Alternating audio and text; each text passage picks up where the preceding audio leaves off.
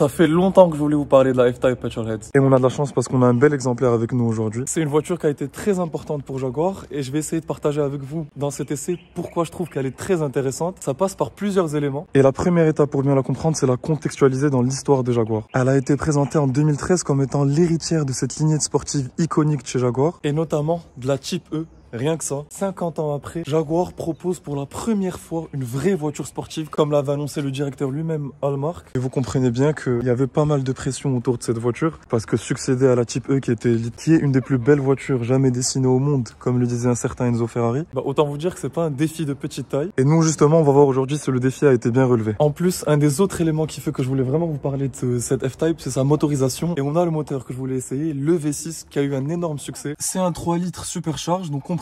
Il y a eu pas mal de versions, V6, V6S, V8, V8S, R et même SVR par la suite. Mais vous allez voir que ce V6 là et la F-Type en général est super intéressante et je vous retrouve tout de suite pour voir ça en détail.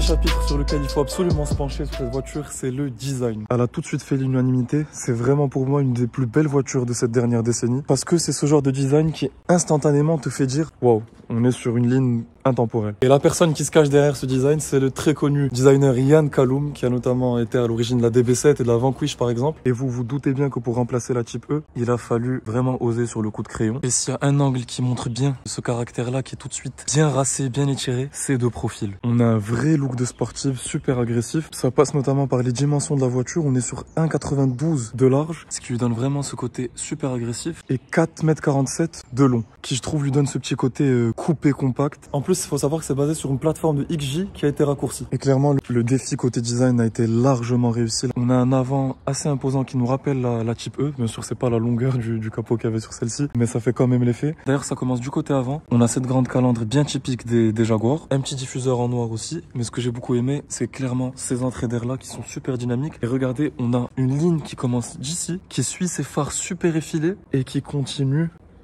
jusqu'à l'arrière de la voiture. L'arrière de la voiture, on retrouve d'ailleurs aussi des phares super fins. J'aime beaucoup, ça lui donne un vrai côté super classe à l'anglaise. Et pour parler de classe à l'anglaise, regardez, on a le fameux fauve, le rappel Jaguar ici en chrome, le rappel F-Type en chrome. Une belle touche de design aussi qu'il y avait sur cette voiture, c'est les deux sorties chromées centrales. Elles sont énormes, elles sont d'origine. C'est pas pour faire joli, elles sont vraiment aussi grosses que ça. Le diffuseur, quant à lui, est assez discret. Et pour continuer sur l'arrière, on a cet aileron là rétractable et de belles hanches qui sont bien mis en valeur par cette ligne dont je vous ai parlé. Ça lui donne vraiment un côté assez bombé, j'aime beaucoup. Avant de revenir à l'avant, regardez, on a les poignées qui sont intégrées à la carrosserie, qui sortent quand tu ouvres la voiture. Et sur ce modèle-là qui est de 2016, on a un espèce de pack black avec la calandre qui est en piano black, la lame du diffuseur avant aussi, ces prises d'air sur le capot qui sont surtout à but esthétique parce qu'il n'y a pas vraiment d'air qui rentre. Le rappel Jaguar sur les côtés aussi. On garde l'élégance anglaise avec du chrome sur les contours de fenêtres, c'est pas du piano black. Et une autre touche esthétique extérieure que j'aime bien, c'est les rappels de rouge avec le logo Jaguar en rouge à l'avant, qui rappelle les gros étriers de frein en rouge et qui rappelle aussi l'intérieur avec les sièges baquets en rouge. Je vais vous montrer ça juste après en détail. Il y a une option sur celle-ci que j'aime beaucoup, c'est le toit panoramique en verre comme ça, qui s'inscrit comme une espèce de continuité avec le pare-brise arrière. C'est vraiment super élégant. Du coup, d'une manière générale, regardez encore une fois de profil, il y a un vrai design intemporel qui s'est installé avec cette F-Type. 9 ans après, elle est toujours aussi sexy. À la fois l'élégance anglaise et surtout beaucoup de caractère qui s'en dégage. Et on va voir justement la conduite, est-ce qu'elle dégage autant de caractère. Mais avant ça, il y a un deuxième élément qui annonce la couleur sur cette F-Type, c'est la sonorité. Son moteur V6 3 litres supercharged qui fait un très beau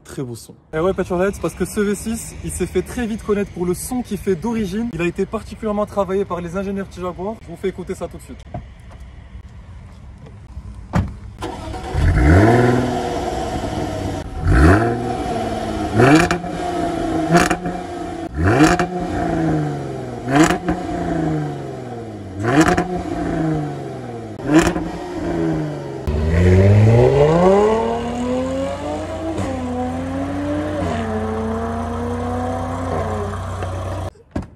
Il Il est temps de voir l'intérieur du coup. Si on commence par l'analyse portière, ça s'annonce pas mal. On a du cuir rouge sur piqué noir, du piano black et de l'alu. D'ailleurs, très belle poignée de porte, j'aime beaucoup le design. On est accueilli par l'inscription Jaguar sur les seuils de porte. Et tout de suite, il y a une très belle impression qui se dégage de l'intérieur. Le design des sièges baquets est très sympa. Et une fois que tu t'installes, on est vraiment assis très bas. Et surtout, on se sent vraiment à l'arrière de la voiture, c'est assez impressionnant. Et en général, il y a d'assez bonnes finitions à l'intérieur. Il y a de belles touches d'alu. Celle-ci en plus est très bien configurée. Il y a du cuir sur toute la planche de bord. Ça contraste bien avec le rouge. Petit détail que j'avais beaucoup aimé, moi, c'est ce petit bouton ici en alu pour ouvrir la boîte à gants. Et j'aime bien aussi les motifs des sièges baquets chez Jaguar. Ça rappelle un peu ceux qu'il y a sur le SVR. Mis à part la conduite, en première impression sur les sièges, je m'attendais à ce qu'ils soient un peu plus confortables, mais en même temps, c'est un point positif parce que tu sens qu'ils sont assez sportifs. Même si c'est vrai que question maintien, c'est pas les sièges les plus baquets que vous trouverez. Mais bon, faut pas oublier que c'est une GT. Et vu que c'est une GT, il faut que ce soit quand même assez ergonomique, assez agréable au quotidien. Et question conduite, c'est assez sympa. Il y a ces boutons-là pour passer du mode neige au mode dynamique. Ça s'affiche d'ailleurs dans les compteurs ici, ça devient rouge. En parlant des compteurs, très cool. C'est plongeant, c'est analogue, on a la bonne vieille aiguille comme on aime. Et pour revenir ici, ça a dû vous sauter aux yeux. On a cette espèce d'appui ici pour le passager qui donne un vrai caractère à la console centrale, j'aime bien. Après là, on a le fameux bouton pour ouvrir l'aileron. Les points négatifs que j'aime pas trop, c'est vraiment l'interface. C'est celle des Jaguar un peu modernes. C'est clairement pas l'interface la plus agréable au toucher, la plus agréable visuellement. Après, faut avouer que le volant 3 branches est assez cool. Sur la V6S, il est encore un peu plus sportif. Celui-ci, c'est le même qu'on retrouve dans d'autres modèles Jaguar. Le bémol que je retiendrai, c'est quand même les palettes qui sont pas en alu, en plastique, c'est un peu dommage. Et sinon, esthétiquement, on retrouve encore quelques touches de piano black sur les sorties de clim, sur les portières, autour de l'écran central.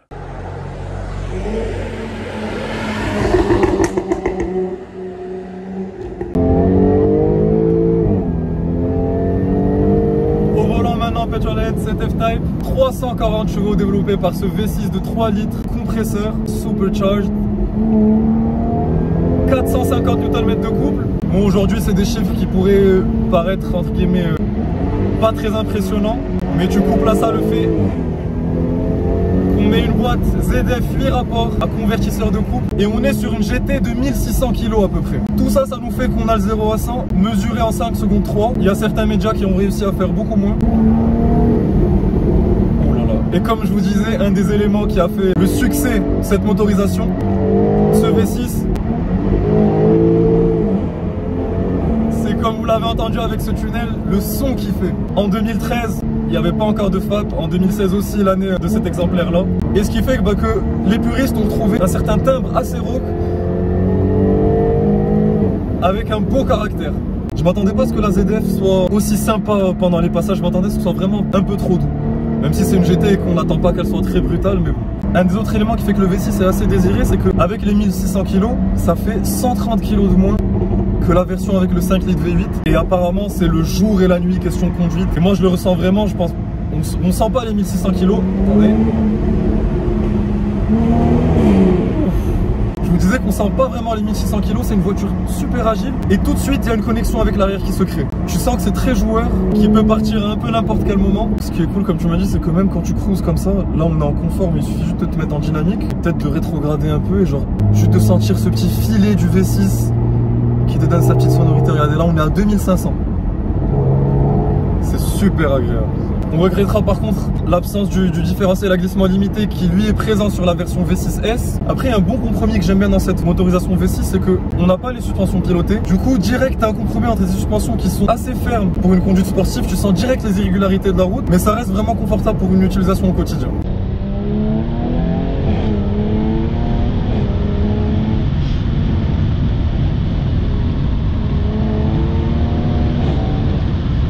Ce qui est cool avec cette range du cruising, c'est que très rapidement et juste à bas régime, il n'y a pas besoin d'aller jusqu'aux 6500. C'est vraiment jusqu'à 4500, 5000 max que tu as le max du couple et que tu as aussi la plus belle sonorité de ce V6. Écoutez.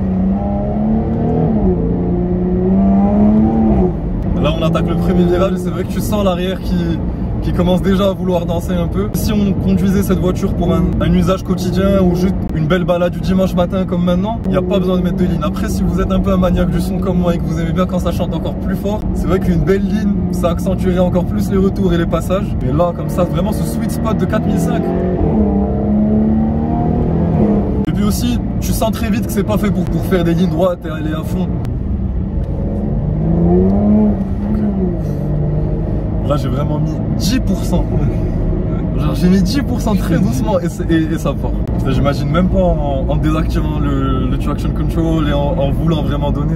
C'est assez sympa d'avoir un côté joueur dans une voiture comme ça, surtout de nos jours où tout est hyper assisté. Là on a un DSC et comme vous avez vu, même en le gardant activé, elle te fait quelques petites danses derrière, mais ce qui est cool c'est que c'est assez prédictible. Et ce côté fun là dans une voiture qui est faite pour le cruising à la base, c'est assez cool à avoir.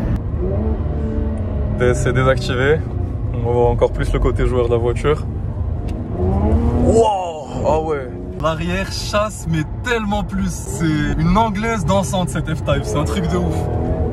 Je profite de ce petit moment en passager pour vous dire que cette impression de légèreté aussi de la voiture malgré les 1600 kg, c'est énormément dû au fait que son châssis soit fait en aluminium. C'est un point qui joue énormément dans l'agilité de la voiture. Sur la F-Type en V8, avec les 130 kg de plus, t'as vraiment pas la même impression. Après, il y a un petit point, que ce soit V6 ou V8. Question fiabilité, c'est un peu la roulette russe. J'ai fait pas mal de recherches par rapport à ça. Il y a certains propriétaires qui ont dépassé les 100 000 km sans aucun souci. Et d'autres qui ont fait face à des cauchemars du début à la fin malgré un bon entretien. Après, c'est sûr que si vous recherchez cette voiture en occasion, il va pas falloir lésiner sur le carnet d'entretien et l'historique de la voiture et direct faire un entretien préventif pour éviter toute surprise. Il y a un point aussi dont on parlait avec le propriétaire, c'est que c'est très driver focused. Comme je vais vous montrer là tout de suite comment est agencé l'intérieur, t'as vraiment le conducteur tout seul et le passager qui est mis de côté. Et j'aime bien moi quand ces petits détails qui montrent que tout est fait pour améliorer l'expérience de conduite et tout est fait pour créer cette relation entre le conducteur et la voiture. Il faut apprendre à connaître la voiture petit à petit, ses défauts, ses imperfections, mais aussi ses points forts, les points où elle te procure le plus de plaisir. Et tout ça fait que ça forge un réel caractère à la voiture et c'est ce que j'aime le plus. C'est assez fou la légèreté qui se dégage de la voiture. Tu sens vraiment qu'au moindre à-coup, il y a l'arrière qui va se mettre de travers.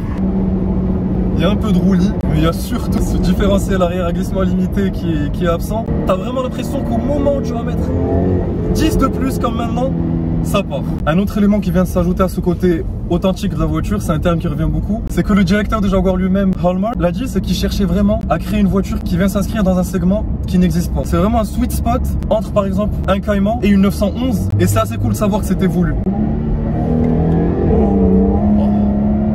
C'est un truc de fou. On est en deuxième, tu passes les vitesses en cinquième et tu as l'arrière qui vient jouer avec toi, c'est vraiment cool. Le comportement en virage, alors là vraiment, c'est pas une voiture avec laquelle tu vas venir faire une grosse sortie de gaz en virage, je peux vous l'assurer. Ouais. Et d'ailleurs en parlant de prendre les virages, là regardez, il n'y a personne derrière. On s'arrête instantanément. Les freins sont vraiment présents et c'est assez important dans ce style de voiture là. Il faut quand même arrêter les 1600 kg avec l'arrière qui chasse. C'est important de savoir que tu peux gérer ta voiture comme tu veux.